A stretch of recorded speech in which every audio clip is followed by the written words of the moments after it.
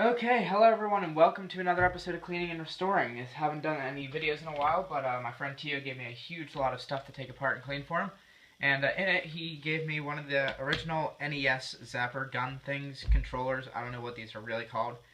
It says Nintendo Zapper over here, so that's probably what I'm going to call it in the video. Title at least. But so to start off, this is actually pretty easy. I have done one of these before at his house, not so I couldn't do it on video. But there's 7 screws, and there are 5 Phillips head that are right here, 2 on the handle and then 3 down the actual gun right here. So those just take a regular Phillips head screw. But there's 2 right here on the very end of the barrel of the gun, and those are kind of difficult to get out. What you need is a flathead screwdriver, or a straight slot is the technical name for it. And it's kind of hard to get them, but they have a hole in the center of them, and then they have a slot going across it, and you have to kind of line up with that slot and then unscrew it from there. It's hard to get out, but once you get the hang of it, it's pretty easy. So the first thing you're going to do is take out those 5 screws, and I'll show you what to do from there. Alright, I've taken all 7 screws out, and they were all fairly easy to get out, so I hope yours is the same way. The heads of the screws were really dirty, because this is from, what, 1985? Whoops. Yeah, 1985. Just put that back on, act like that didn't happen. I don't even know how this goes like that. So, yeah, 1985, so these are pretty old. The screws are really dirty. The whole gun is, and I wasn't planning on making a video on this because he gave me this gun, 6 of the regular square controllers, or rectangle I guess, and 1 joystick controller. I'm going to try to do the joystick controller because it is disgusting. I don't know about any of the square controllers. I won't do those on video because those are really easy to do. You just take out 6 screws and then it comes apart, put it back together. It's like anything else. There's no tricks or anything, but these are kind of different. So the first thing you're going to do with your Zapper gun is take off the plate that just fell off a second ago. And this is just a piece of plastic so you can wash it, but like at the end of every deconstruction I always show you what parts are washable. And then on the other side you can just take the other plate off just like that. It's pretty easy. And then after you take those off, there's 1 screw on the inside, and I'm not going to cut this out, sorry, it's just 1 screw. This one should be really clean though because it's been under those face plates all those years. So this one hasn't really been exposed to the elements that the other ones have. Once you take that screw out, it should just come apart relatively easily.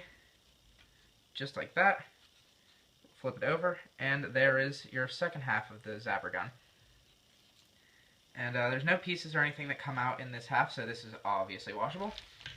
And so this is the area that gets kind of neat. Obviously, you have things like this. Here's the fake little lens that can come out. Washable. And it gets kind of confusing and trinkety inside here. So it may not be able to wash this half of the gun, I'm not sure. I don't think I took it apart past right here, but I'm going to try to anyway. God knows what will happen. So first off, one thing to note is that any gun, you want the handle to be heavier so it's kind of balanced in your hand. So that's what this is. Now you'll take this piece out and you'll notice it's relatively heavy. This is actually a weight. Whoops. And it just sets in here. It is literally nothing but a piece of, I don't know, brass maybe, with a piece of felt to keep it from like rattling in there. And that's all it is really. It's just a weight, just so that it kind of counterbalances and that the handle is heavier than the gun itself. This is washable. This felt is just going to kind of come off. I do have a hot glue gun down here. I may glue it back on. I may just put it back in normally because it fits in pretty snugly. But yeah, so you can take that out and take the piece of felt with it. And there are more screws inside of it, and that's always fun, isn't it? So there are 3 of the regular Phillips head screws, and then there's 1, 2, 3, 4, 5 of those little tiny screws that held the barrel together right here. So you're gonna English, Steven. You're gonna go ahead and take all of those screws off, and then I'll show you what to do from there.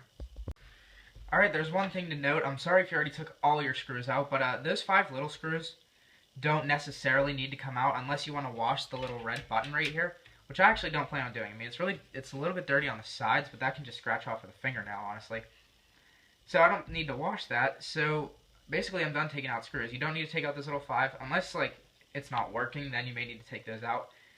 But I just really need to wash the exterior of the controller because that was really bad. So this should all lift out. Don't hold me to it. I know this piece will lift out, and kind of jerk the cables out slowly. Lift the trigger out. And then the wire right here, you kind of unravel it. Keep in mind, it's been sitting there for, what, 30 years now? Was that good math? That was good math. Good, Steven. I'm bad at, like, mental math, quick and all that crap. So, you can take all the electronics out, set that aside with your cable, And so now you're left with just the second half of the gun. Now, two things to note, or one thing to note, I mean, but there's two things to it. There's these pieces right here. They also just lift out. These are also kind of weights that are not as heavy, and there's felt holding them in place right here. They are on both halves of the gun. There's one right here, but this one's still stuck in place. These I would suggest taking out and gluing back into place whenever you're done, because they are really dirty. This one has a piece of tape on it, actually. I'm not sure if they all do. But so, yeah. So I would suggest taking these out, and if your felt comes off of anything, like if this one comes off, or if the one that was on your weight right here comes off, I would suggest gluing all this back into place so that you don't have a controller that has these rattling inside of it. But yeah, so that's basically it for the deconstruction of this controller. It was relatively easy. I got kind of confused whenever I got to the trigger because I thought you had to take those 5 screws out, but you didn't. I'm happy with that. So, now time to wash it. And what I do is I just fill a sink with hot soapy water and use a scrub brush, and any scuff marks you can use a Mr. Clean's eraser. And it should come relatively clean. But here are the pieces that you can clean, or that you can dip in water and be safe. You have the 2 halves of the gun. Set those aside real quick. The 2 faceplates that say Nintendo and Nintendo Zapper. Those are pretty cool, actually. Your little lens. Make sure you don't lose that in your sink, because it's going to be hard to find. Your weight. And the 2 weights, I only got one of them out, but the 2 weights that are in the barrel that look like this. So, yeah, that's it for what to do. So, after you wash everything, you just set it down on a towel, on like a table or something, and let everything air dry. Do not try to dry it with a paper towel or dry anything manually. Just let it all dry naturally with air, because that ensures that everything is dry, and when you put it back together, you didn't miss a single spot, and you're guaranteed no electronics will get wet and that this will work. So, I will be back after cleaning everything with the reconstruction of the controller. Alright, if you're at this stage in the video, you're probably ready to put your NES Zapper back together. So, first things first, you're probably going to want to glue the weights back together, and what I would do is take each gray gun piece and glue these weights back into place. I used hot glue, but I'm sure any strong glue would work. And for this weight, I'm not going to glue it down, but I did glue the foam pad back to it so it won't come off.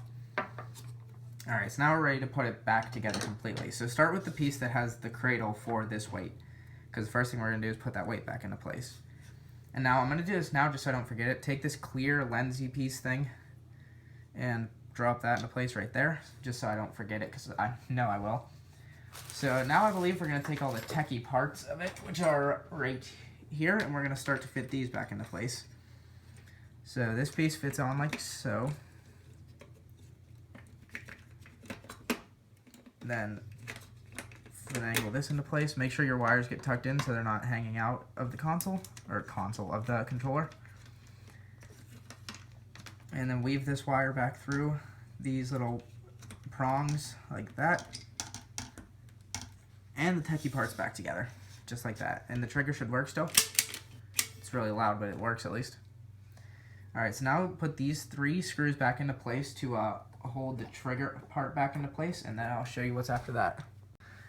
Alright, I've gone ahead and put those 3 screws back in, so now the trigger's in place. And so now we're going to take the other half of the gun and carefully lower it back into place, make sure it fits correctly.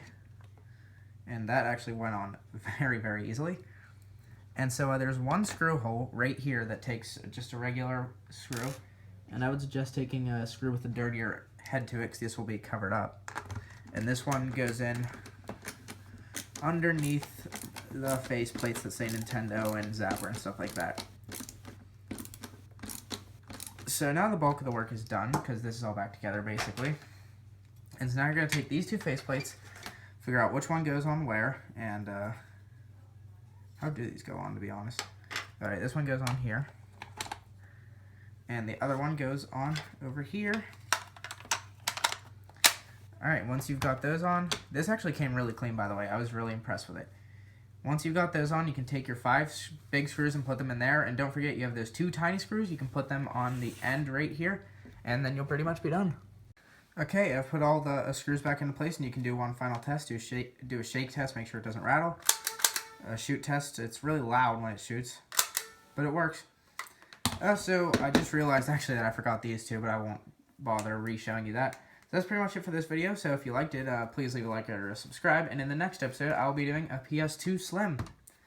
Never done one of those. Not sure how that video is going to turn out. But thank you, everyone, and I'll see you next time.